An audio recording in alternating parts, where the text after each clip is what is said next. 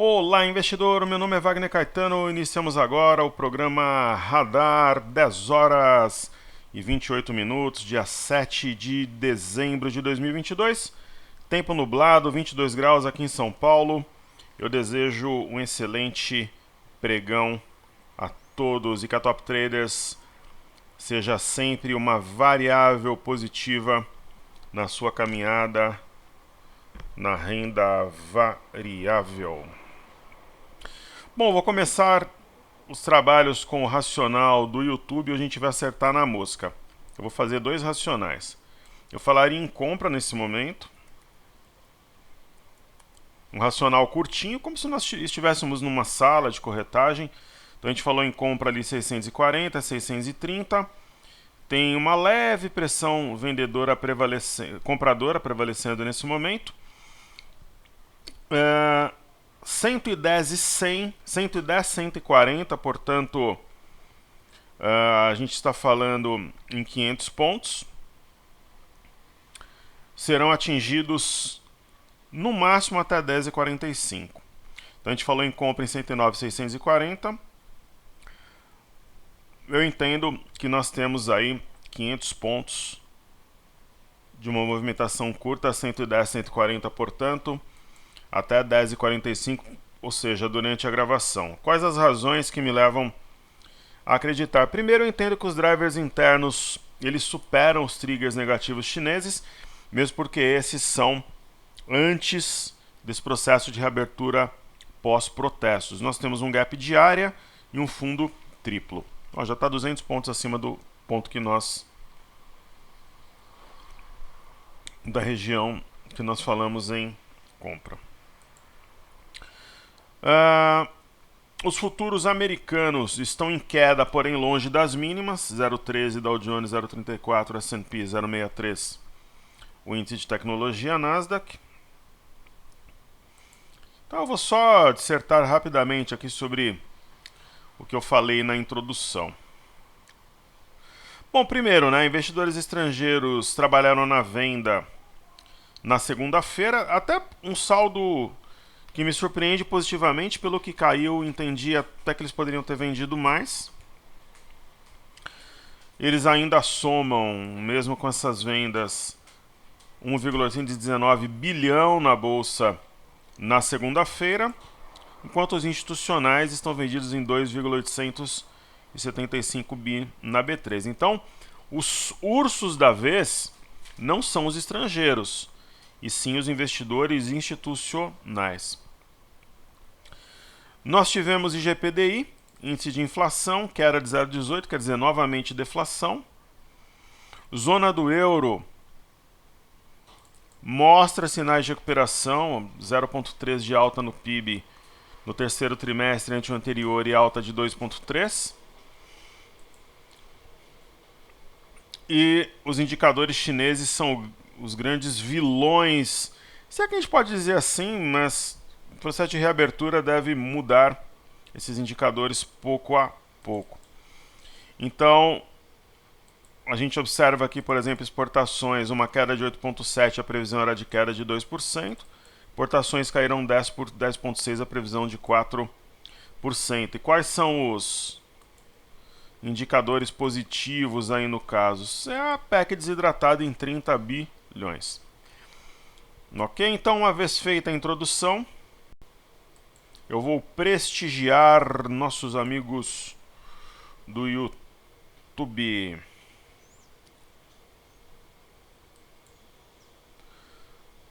Sejam sempre bem-vindos, comentem, me coloquem para trabalhar.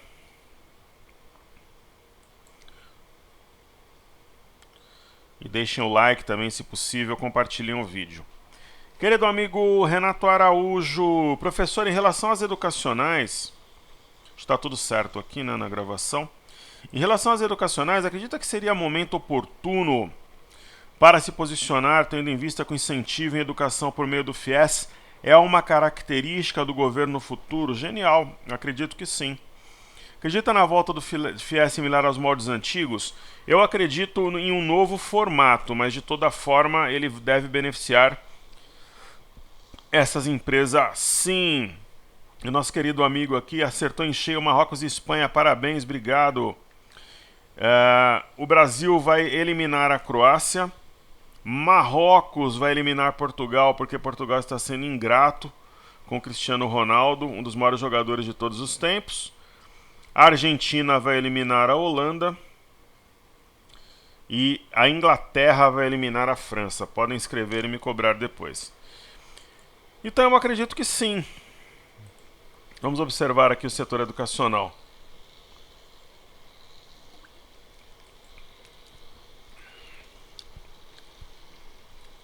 Anima. Padrão da alavanca, fundo duplo. Eixo a 4,59. Cogna.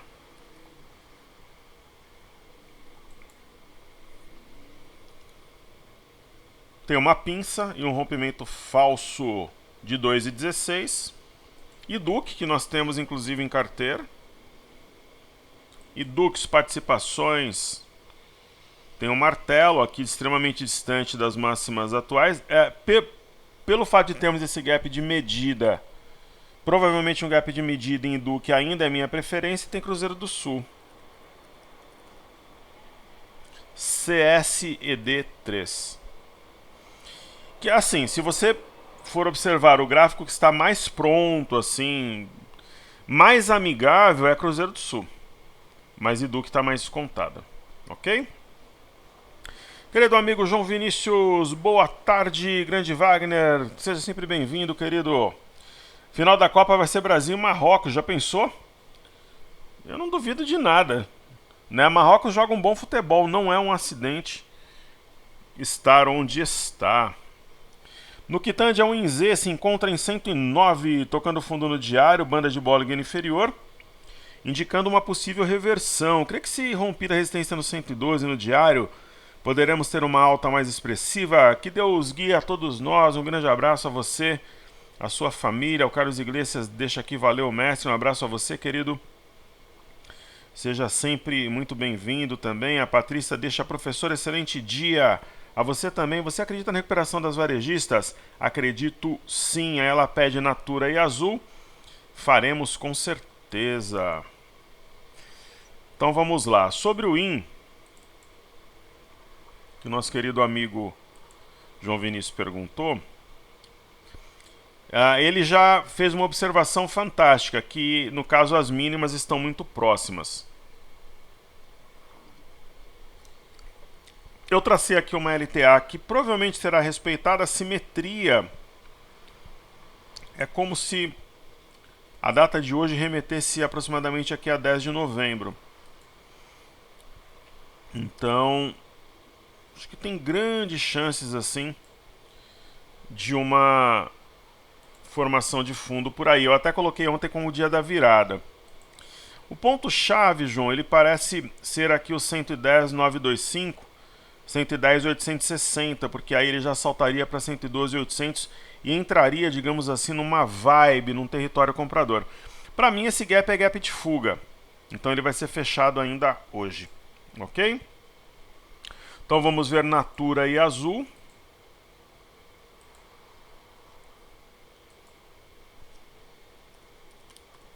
NTCO3.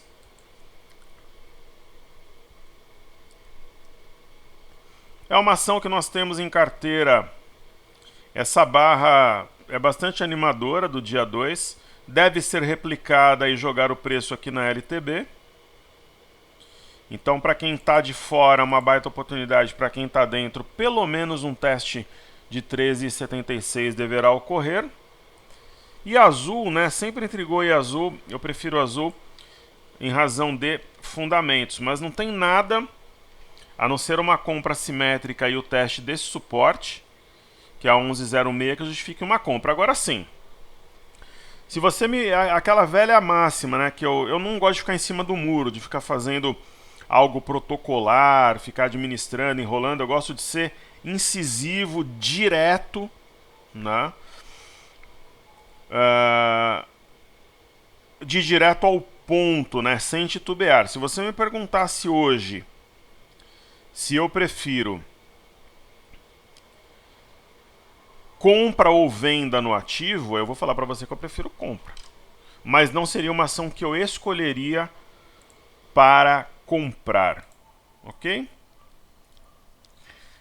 Bom dia, professor. Qual a diferença entre o padrão da alavanca e a prancha do pirata? O padrão da alavanca, a gente coloca, por exemplo, aqui o... Eu vou ter que achar um padrão prancha do pirata. Por exemplo, o padrão da alavanca é um fundo mais alto que o anterior. A prancha do pirata...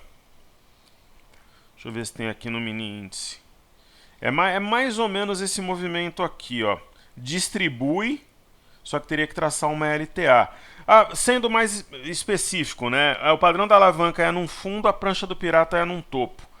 Você conecta os fundos também e de repente tem uma alta forte, tem uma baixa forte na prancha do pirata e no padrão da alavanca uma alta forte, né?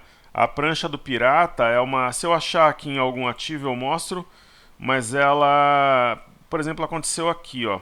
Você distribui, mas tem que ter uma LTA para ser a prancha do pirata perfeita. A prancha do pirata é praticamente um mastro bandeira de queda, né? O mercado dá a impressão que vai subir e de repente jogam o camarada na água. Perfeito? Eu vendo algum exemplo, naturalmente eu voltarei aqui para elucidar. Zé Vander, fala mestre, beleza, tudo certo. Ele pede Shu 4 agora. E nosso querido amigo Everson Luiz, ele fala o seguinte: boa tarde, professor Wagner, varejo apanhando muito. Será que a Selic vai subir? O Banco Central, ele deve apontar algo nesse sentido, que se for necessário subirá. Só que aí, Everson, tem uma pista, digamos assim, que me leva a crer que não, que é a PEC desidratada, né? E muito além da PEC desidratada, um Congresso se mostrando vigilante, um Congresso duro, com pouco ou nenhum espaço para aventuras econômicas. Então, um abraço a você, Zé Vander, aqui não dá para ver o nome, Carlos, Patrícia, João, aqui também não, e Renato, que enobreceram nossa gravação nessa quarta-feira. A Shu é uma das poucas empresas em tendência primária, secundária e terciária de alta. É um ativo que eu não entraria, porque além de estar em tendência de alta, está distante da média. Eu entraria, talvez, num teste do topo anterior, para seguir tendência 507, ou de preferência na média de 21. Né? E se eu tivesse o ativo, eu pegaria o candle que marcou a máxima, que no caso foi ontem, 5,26, e anotaria a mínima dele 5,12, colocaria o stop a 5,10. É o que eu faria nesse caso. Provavelmente você está posicionado, né? Então eu estou com cabeça aqui de quem já tem a posição para poder auxiliar humildemente, da melhor forma possível, nosso querido companheiro de batalha. Legal. Então, uma vez feita a introdução, eu vou colocar os estudos aqui no Cartesian, iniciando os trabalhos com B3 SA3. Eu não sou um grande fã do ativo, vocês sabem disso, mas é inconteste no meu entendimento que nós temos uma situação de compra, uma LTA, uma simetria em U com alvo a 13,05, que é a cabeça de um pivô. Então, uma excelente oportunidade de aquisição. É um desenho parecido de Banco do Brasil, volto a dizer. Se hoje eu tivesse capital extra para alocar em 2, 3 ações, certamente Banco do Brasil seria uma delas. É uma acumulação inclinada para cima. O ponto que separa o joio do trigo é 36,72, deve ser testado nos próximos dias. Se a gente pegar um pregão com os astros alinhados, né, questões externas e internas, e um pregão teria capacidade de romper esse patamar. Bradesco nós temos no portfólio.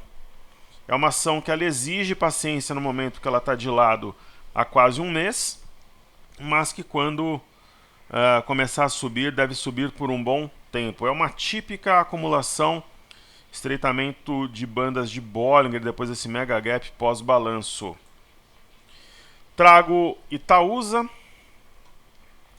Itaúsa é um ativo chato de operar, né? Mas entre a compra e a venda eu falaria em compra. Agora, se eu pudesse escolher não operá-la, eu o faria.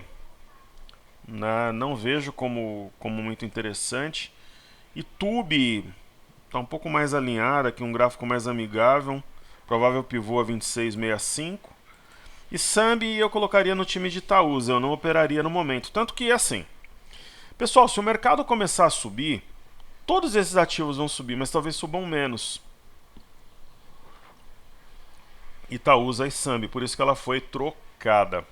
Já Bepac, Banco do Brasil e Bradesco devem ser aquelas que subirão mais. Por isso que Bepac faz parte dos nossos portfólios, assim como o Bradesco também o faz. Eu vou deixar pontilhada aqui essa reta azul, extensão contínua. É praticamente o que nós temos aqui, é um triângulo. Um triângulo descendente, né? Você consegue conectar os topos e os fundos mais ou menos alinhados, eu acho que é isso. Aí, IFNC, índice do setor financeiro, entendo que está vivendo um processo de acumulação há cerca de um mês para explodir. Vai ter rally de fim de ano? Eu acredito que vai. Pode não ser aqueles rallies amalucados, onde as ações sobem. Pô, eu já peguei rally, pessoal, de final de ano. Eu tô nessa luta aí da bolsa há muito tempo. Eu cheguei a pegar rally de final de ano que, somando valorização de carteira com operação de mini dólar, mini índice, eu tive em um mês 50% a 60% de lucro, né, em relação ao meu capital alocado em bolsa. Isso não vai acontecer de novo. Porém, entretanto, todavia, deve ter um rally, sim, pelo menos de 10% de alta no mês de dezembro. Então, esses materiais básicos, Mastro Bandeira, de alta, naturalmente. O índice do setor imobiliário dá sinais de vida. Talvez nós tenhamos aqui, inclusive, o padrão da alavanca, que é o início de um desenho de pivô de alta. Índice de consumo, que é onde está a chave. O índice de consumo fraco não me traz ainda aquela confiança. Ele é uma espécie de termômetro do mercado. Quando ele subir de forma relevante, rasgar aqui um Marubuzu de 2, 3% de alta, aí sim a gente pode ter uma maior confiança de que o mercado irá se recuperar. Ele é um termômetro daquilo que está acontecendo hoje no aspecto fiscal. Já o índice de energia tem sinal de fundo. Arame Cross, hoje uma sessão de alta. Então deve recuperar-se no curto prazo, está extremamente descontado. E Small 11 é uma histórica fantástica oportunidade de compra. A mínima de ontem está sendo preservada. Eu trago aqui a tela Petro 4. Petro 4, vamos ter que ajustar aqui. Mas é o racional de um Mastro Bandeira, de toda forma. Sobe, corrige com redução de volume para estourar isso aqui e subir. Aí temos Vale. Vale é o reflexo dos dados de importação e exportações. Exportação e importação da China, né, da balança comercial. Mas isso é momentâneo, porque a China está reabrindo após os protestos. Então, portanto, oportunidade de compra. Além disso, há um teste do topo anterior. Praticamente desceu 84,77, veio 84,91 e aproximação em relação à média D21.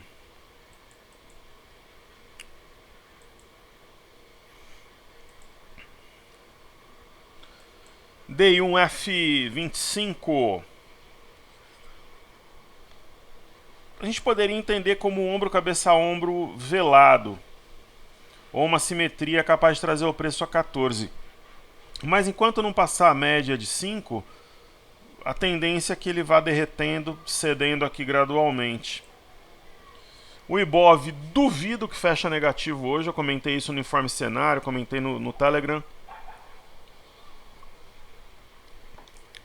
Ontem foi o pregão, né, da virada. A gente percebe aqui as mínimas justapostas, ó, 109.270, 109.217, 109.244. É uma consolidação de fundo sobre uma LTA. BOVA 11 idem. Consolidando o fundo, 3 mínimas praticamente justapostas. E a mesma ideia para o mini índice, né? Tracei aqui também a LTA. No intraday nós temos um fundo triplo, um gap que vai ser fechado daqui a pouquinho a 110,365, ainda no período da manhã, eu acredito. Aí se fechar e mantiver os negócios acima de 110,365, pode ainda hoje sim voltar a 110,860, que foi a máxima marcada no finalzinho da sessão de ontem, mas a máxima de ontem mesmo, 110,925. O eixo de um W, né? O que seria esse W que eu estou comentando? Seria a letra W mesmo, né? Então eu trago uma primeira perna que eu vou fazer em azul.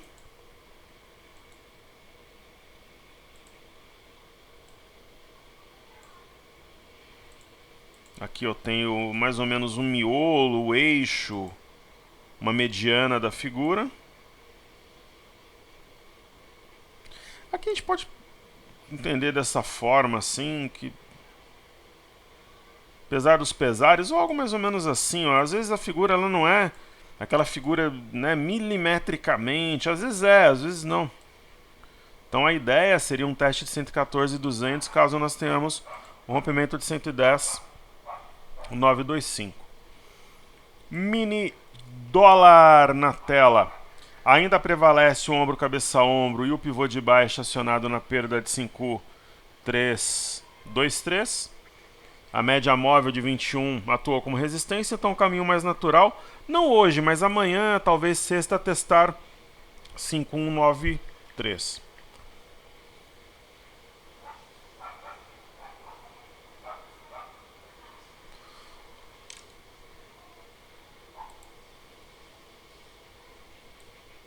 E aqui podemos traçar uma LTA. Se ela for perdida, seria o algo novo que a gente espera para uma queda mais forte.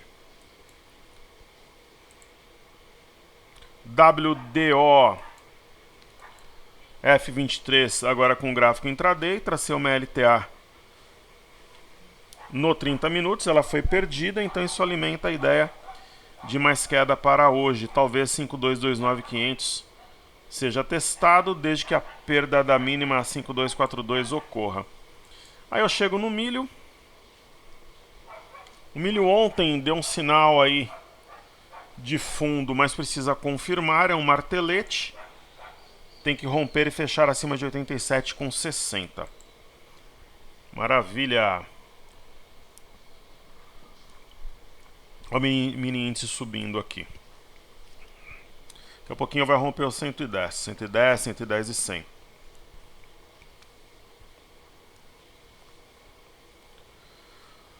Muito bem. Bolsa de Xangai, pela magnitude, né, que a gente viu,